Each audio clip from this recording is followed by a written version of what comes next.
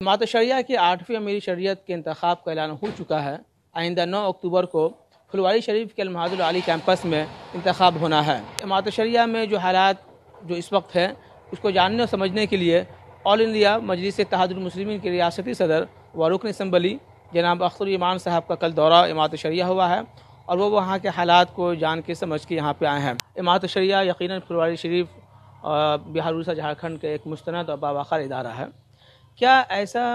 माजी में रहा है कि जो इदारा अपने 100 साल का सफ़र तय करता है उसमें खलफशार, उसमें नाइत्तफ़ाक़ी, इस तरह की चीज़ें आती हैं?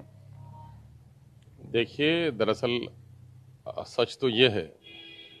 कि इमारत शरिया के 100 साल मुकम्मल होने पर उनकी कामयाबियों के चर्चे होते, उनके मेयार और वक़ार के मुताबिक 100 साला जश्न मनाया जा सकता था। लेकिन अफसोस कि अब तक की जो ख़बरें मालूम हुई हैं, इमारत शरिया के अमीर के इंतखाब के ताल्लुक़ से नहायत ही ज़लील हरकतें हो रही हैं। सोशल मीडिया में और अखबारात के ज़रिए से जिस तरह की ख़बरें आ रही हैं, जिस तरह से लॉबिंग हो रही है, गरोहबंदी हो रही है, तो मिल्लत के इत्तेहाद की जगह पर इंतशार का अंदेशा है। मौलाना अबुल मोहसिन सज्जाद अली रहमा ने अंग्रेज़ों के उस दौर में, जबकि मिल्लत पर जान और माल का डर तो था, ग़ुलामी थी, लेकिन शरीयत पर इतना हमला नहीं था और मिल्लत इतनी गैर महफूज नहीं थी। बैनुल-अक़वामी सतह पर तरक्की के खिलाफत की माजूली के बाद मुल्क जब हिंदुस्तान भारत अपना आज़ादी की अंगड़ाई ले रहा था, तो आने वाले अंदेशों को सामने में रखकर मौलाना अबुल मोहसिन सज्जाद अली रहमा ने एक गैर इस्लामी रियासत में अपनी खिलाफत की एक सानवी शक्ल के तौर पर इमारत को कायम किया। इसका असल मतलब यह था कि मिल्लत को मुनज़्ज़म किया जाए, निज़ाम बैनुल मुस्लिमीन का तस्फ़िया हो और बदलते हुए हालात में अपने शरीयत पर हो रहे हमलों, शरीयत पर हो रहे लोगों के इल्ज़ामात का जवाब दिया जा सके। इस काम को बहूसनखूबी अंजाम दिया और माजी में दिया जाता रहा। लेकिन गुज़िश्ता चंद सालों से, बल्कि इससे पहले भी अमीर के इंतखाब में जो मामला हुआ था वो बड़ा अंदेशे का शिकार था, लेकिन अल्हम्दुलिल्लाह हमारे बुज़ुर्गों की उस वक्त उसमें पहल हुई और जिसके नतीजे में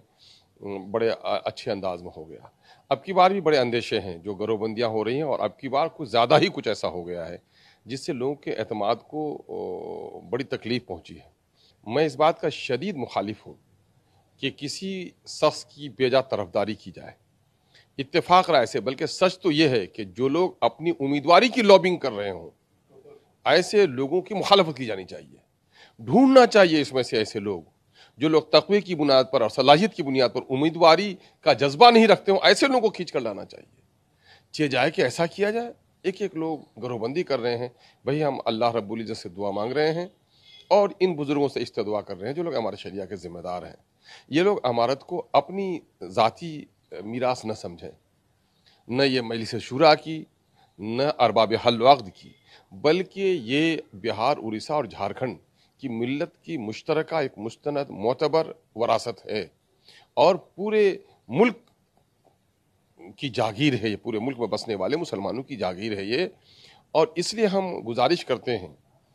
रियासत बिहार के तमाम तर नुमाइंदा मिली तंजीमों के सरबराहों से और कौमी सतह के भी मिली सरबराहों से। हरचंद की मुझे खबर मिली है कि कुछ मारूफ इदारे के मुशाहिदीन यहाँ आ रहे हैं, लेकिन जो गरोबंदी और जो बातें अब तक सामने में आई हैं, तो एक अंदेशा है कि ज़ेर ज़मीं कोई आतिश फसां है जो फूटने को तैयार है। खुदा न करे ऐसा हो। कल जैसे नायब अमीर शरीयत साहब की मुलाकात हुई तो ज़ाहिर सी बात है जो मंसूबे हैं किस तरह से शाफ व शफ़ाफ इंतखाब होगा, उस बारे में भी उन्होंने कुछ बताया होगा आपको? देखिए, नायब अमीर शरीयत बेचारे नए आदमी हैं